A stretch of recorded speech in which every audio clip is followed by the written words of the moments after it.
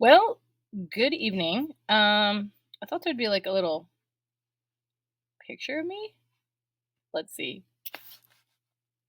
if it works. My Wi-Fi's wonky. Um, you can see my desk shelf. My lighting is terrible. Here, let me see if I can make it better. Not much. Here, I'll do the ring.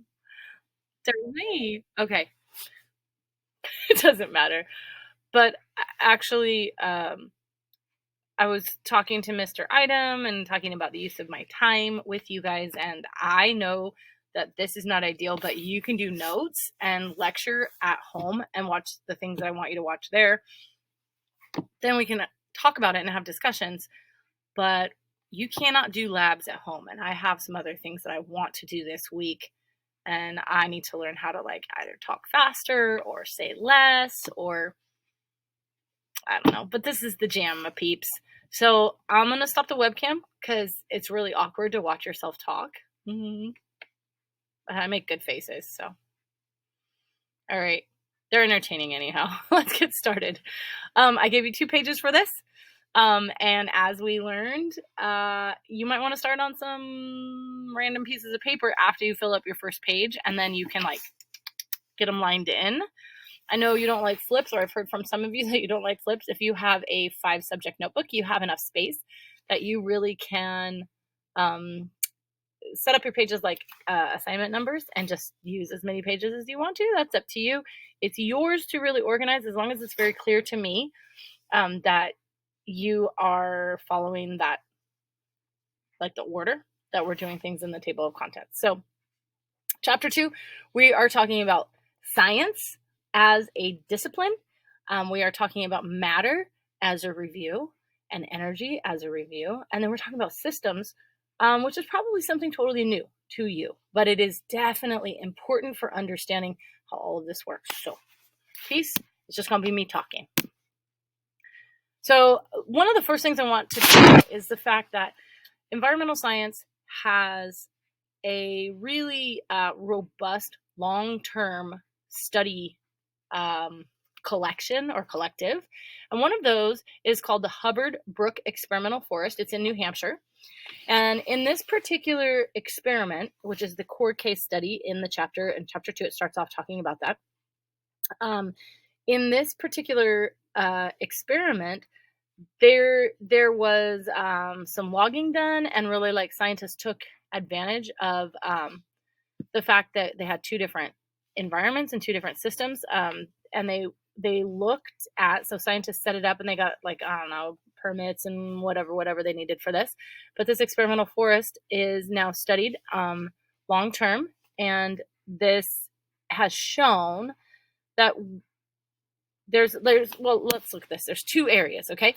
So in this controlled field experiment, basically there's an area that's deforested, and the forested valley was the control site, and then the cut over valley, which is on the right, was the experimental site.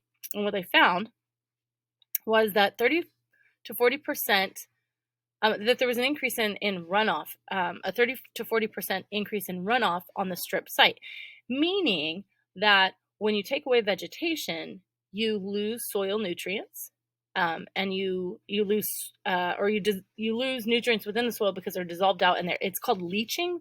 When water moves through the soil, it'll leach out nutrients. Plus, there's just more soil erosion, so there's more soil loss. And this long-term study, I have like a video here that talks about it. I'll actually post that within the assignment. I want you to stop here. I want you to go watch that video, but I don't want to actually watch it on this particular video because I don't think that that's a good use of my time. So pause, go watch the link, get a sense of what the Hubbard Brook Experimental Forest is really all about. Okay, this is one of the aspects of environmental science that really excites me. Is like long-term studies that are set up that really give us a right now. Oh, come on, next. Anyhow, it gives us a sense of how ecosystems work. So scientists do things like these long-term studies. Scientists collect data, they develop theories and models and laws about how nature works. And the tools of science basically are our senses. Observations, we call those observations, but anything that can be measured, touched, seen,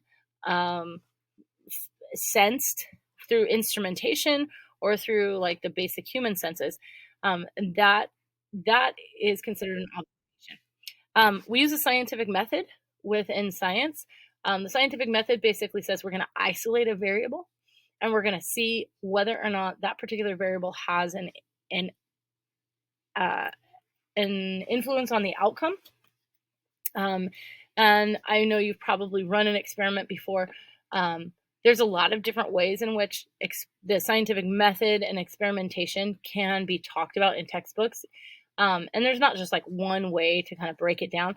I give you a pretty clear guide for writing in the sciences and of writing lab results, because that is a part of science. Scientific knowledge advances through publishing what we find. And scientists publish the details of their methods, and they publish the details of their results. And then their peers read those studies and basically decide whether or not those studies are good and whether those should be perpetuated within the scientific community. So that's a little bit about what science is. Like, this is something you're interested in. Going into science for raw science is definitely something that you need to know. Scientific theories are different.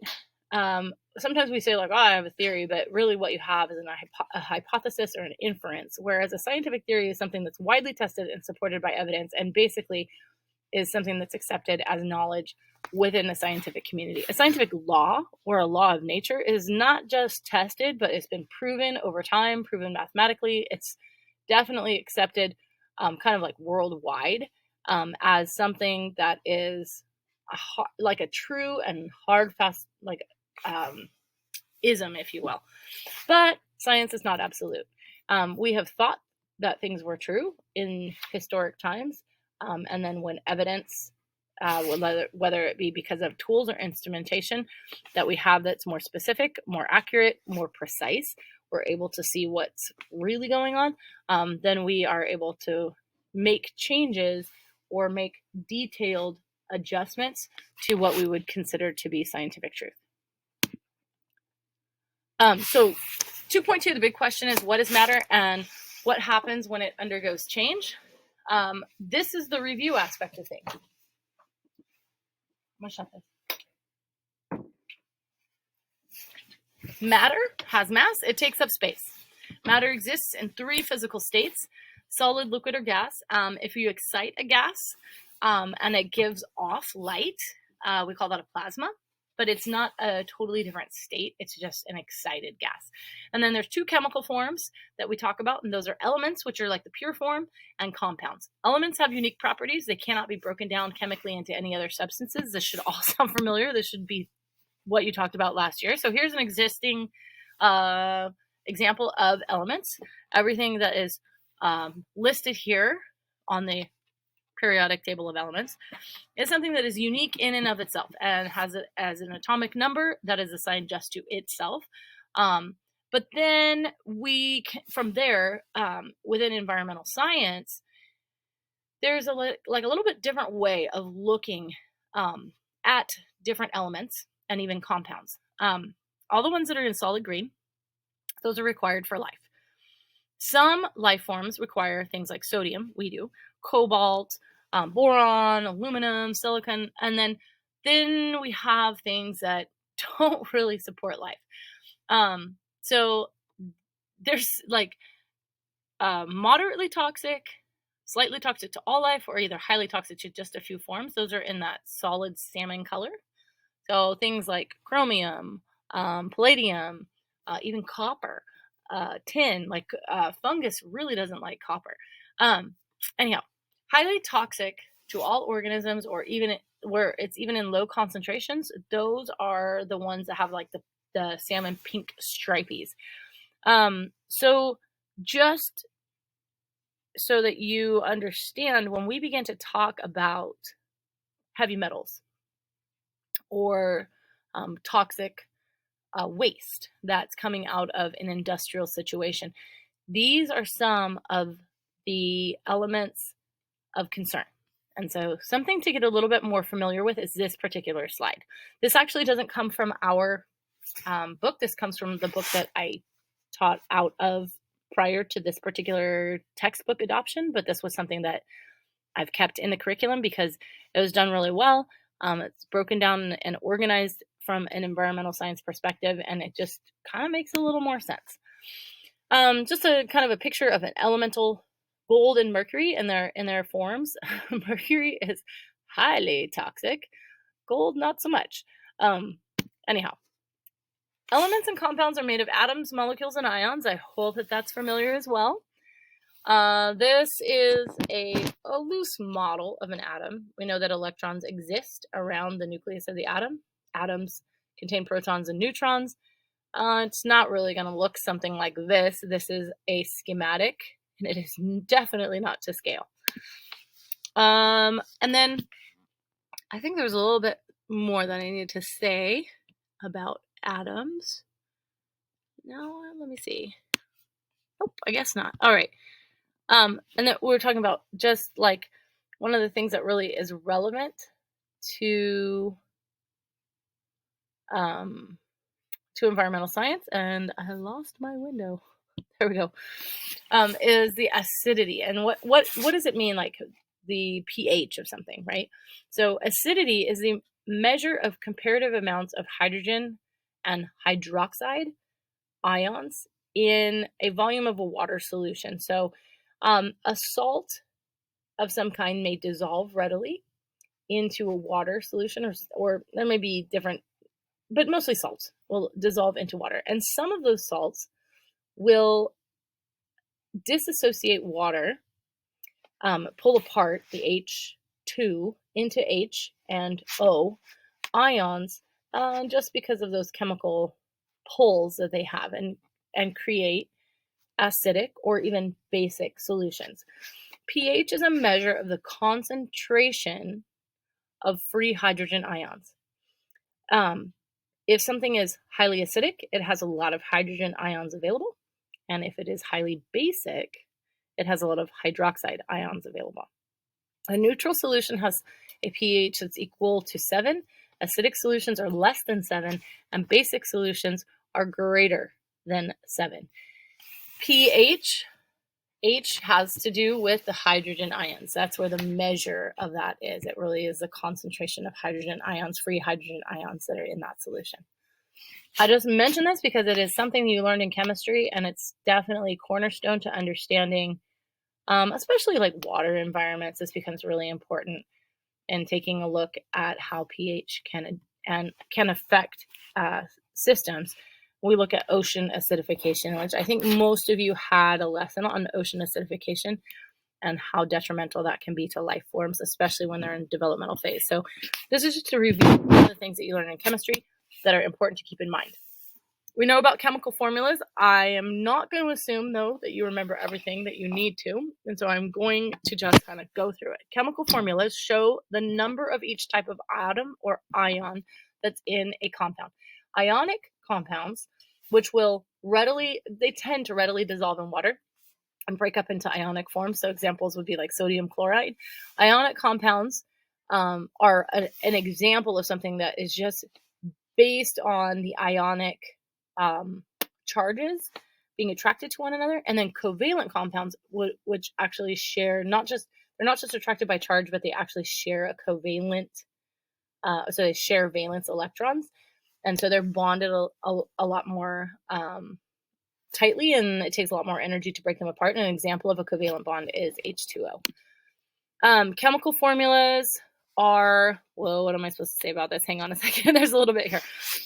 Chemical formulas are just like the beginning of understanding how actual compounds are put together. So like here's a picture, a schematic of a solid crystal ion compound, sodium chloride, but you can see that there is a three-dimensional arrangement of oppositely charged ions. They're held together by these forces, but it creates a crystalline structure. And so when we begin to talk about geology and some of the minerals and salts and ores and things that we're digging out of the ground because they're valuable and they're used in our material goods that we're producing, it's important to have a pretty solid understanding of those particular compounds. So that in living things, there is one element that stands above the rest, and that is carbon. Organic carbons, organic compounds are compounds that contain at least 2 carbon atoms. The exception would be methane. But they fit into 2 categories: hydrocarbons, and then simple carbohydrates. We refer to organic compounds as macromolecules because they are complex molecules that have complex structure. They're often chained. They typically have a monomer form, and they can be chained all together. All the monomers can be chained together to make what we refer to as a polymer. So some examples: complex carbohydrates, proteins, nucleic acids, and lipids. Those are the macromolecules that support life.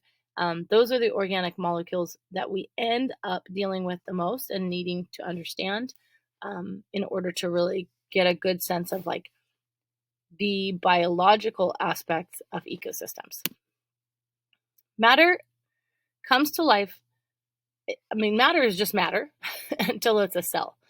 So it comes to life through cells, genes, and chromosomes. Cells are the smallest unit of life, what we call the fundamental unit of life. All organisms are made of cells or are a cell. And I'll kind of lead to this issue of like, sometimes it's easier to understand what something is by talking about what it's not. And I think I mentioned viruses to you, that viruses are very, very similar to living organisms, but they themselves are not living. They're just genetic material, and they are not able to reproduce on their own. They don't have that mechanism, and they really can't exist without something that's already living. So they are not living. They're just like cellular machinery. Within cells, though, the template for how proteins are built is carried from generation to generation in genetic material. Genes are sequences of nucleotides that are found on strands of DNA that contain the instructions for inheritable traits. And basically, inheritable traits comes down to the fact that we produce proteins, and proteins can be signals in the body, proteins can be structures, proteins can assist or be it like a catalyst in reactions that need to take place within cells. So cells contain genes. Genes are what compose what we call chromosomes. The particular segment of DNA that contains a known set of genes. And then this is a little schematic drawing, just kind of showing the structure of DNA. So if this wasn't something you picked up in biology, it's something that you should take a really close look at. DNA is a common thread in all living things. So archaebacteria, bacteria, fungi, protists, plantae, and animalia all share this incredible molecule. So we take that in science as an indicator that all life has arisen from a common ancestry, and that's taken a very long time. And that over that very, very long time, life has been in different forms, and the environment itself has been in different forms. And that's really the history aspect of environmental science that we dig into. So we can see kind of the organization on this one. It's a continuation of this, talking about cells, genes, and chromosomes. The human body is made up of cells. Cells are organized into what we call tissues. Within cells, each cell has an identical set of chromosomes, and those chromosomes, you get a pair of them, one from each of your parent, and each chromosome actually contains not just the long DNA molecules, but they actually contain mitochondrial DNA that gets passed down from generation to generation. Matter can change. There are 2 different kinds of changes that we talk about: Physical change, where there's no change in chemical composition, but you might have a change in the phase of that chemical. And then chemical changes, where there's actually a switch in the way that the elements are arranged within those compounds. So you can see here carbon and oxygen. Carbon is a black solid, oxygen is a colorless gas, but when bonded together, they produce carbon dioxide, another colorless gas, but completely different from oxygen. We breathe and use O2, but we cannot take in CO2. It's not going to give us anything. One of the things we want to talk about too, we talked about the scientific method, the things that we have discovered. We know a couple of things, laws, that matter cannot just be created or destroyed. We can change elements and compounds from one physical form or one chemical form to another, and we can even change atoms from one form to another, but we cannot just do away with atoms altogether. And then that leads us to talk about energy. We kind of close the book on matter. We talk about energy. Energy, what is energy and what happens when it undergoes change? So whenever energy is converted from one form to another, whether it's through a physical or a chemical change, it's not a perfect exchange. No energy is actually created or destroyed, but we always end up with a lower quality or a less usable energy than the form that we started. And this is the second law of thermodynamics. We're going to lose some of that energy into inefficient, just random heat loss. Energy has the ability to do work. It comes in many different forms. The two main forms are kinetic energy, which is the energy of movement. Kinetic energy, heat is classified as kinetic energy, and electromagnetic radiation, which is light, and all forms of light are a kinetic energy. Potential energy, stored energy, and this can be changed into kinetic energy. And so chemical bonds are one of the most important aspects of potential energy to understand when we're dealing with this. As you can see here is like an illustration of kinetic energy.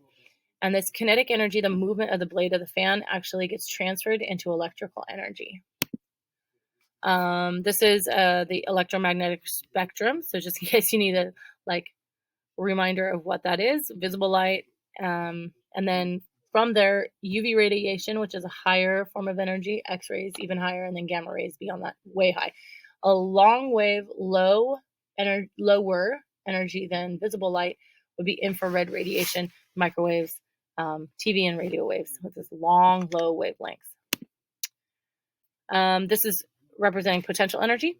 You've got water behind a dam, and that water, the fall of the water is going to be used to turn turbines and create electrical energy from that potential mechanical energy. Renewable energy can be gained from resources that are replenished by natural processes in a pretty relatively short amount of time. And so, like looking at this picture, we actually equip dams with pumps so they can pull the water back up, create that potential energy again during the night when demand for energy is low, and then they'll let it fall through those turbines again.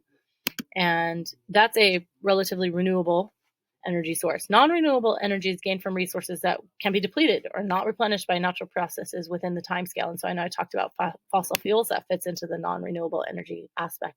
Solar energy, 99% of the energy that keeps us warm and supports plants and other organisms comes from the sun. A tiny little bit comes from that nuclear decay that's happening within the core of the earth, but most of that just comes from the sun.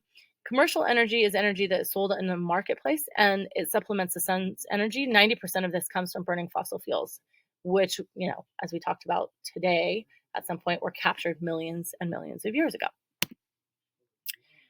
Energy, like I said, varies in its quality. High quality energy is concentrated energy with high capacity to do useful work. So high temperature heat, strong winds, energy that's released by burning fuels can move a piston, and it moves it very quickly and efficiently. Low quality energy is energy that's dispersed and low temperature moving molecules. It's just kind of like this long wave energy that is not able to move something, because work is really about movement. Energy changes obey two scientific laws. We talked about the conservation of matter, but energy has the same kind of constraints in that The first law of thermodynamics, also called the law of conservation of energy, which sounds kind of like the law of conservation of matter, says that energy is neither created nor destroyed in physical and chemical changes. It just gets transferred. And the second law of thermodynamics says that energy always goes from a more useful form to a less useful form when it changes from one form to another. It's this law of entropy that you're going to get less organized, less efficient energy. So there's always going to be a loss of efficiency as we change from one form to another. We study efficiency in environmental science. It's really important for us to try to conserve as much energy as we possibly can. Now, energy is a unit that can be measured and applied, just like money can be measured and applied, right? But energy efficiency is a measure of how much work results from a unit of energy that's put into a particular system. Improving energy efficiency will improve our use or reduce waste. It is estimated that 84% of the energy that's used in the US is actually wasted. It's pretty unavoidable. It's unavoidable. 41%, they say, like just because of the law of thermodynamics, you're always going to lose some energy when you're transferring from one form to another or moving energy from one place to another. But there's an unnecessary loss of, scientists say, 43% of the energy is just lost because of inefficiencies. It really could be like you're heating your house and your windows are inefficient and you're losing energy out the windows, and so there's more of a demand. I'm going to stop here and put this into 2 different installments. And so next up, we'll be talking about systems. But that covered the scientific process and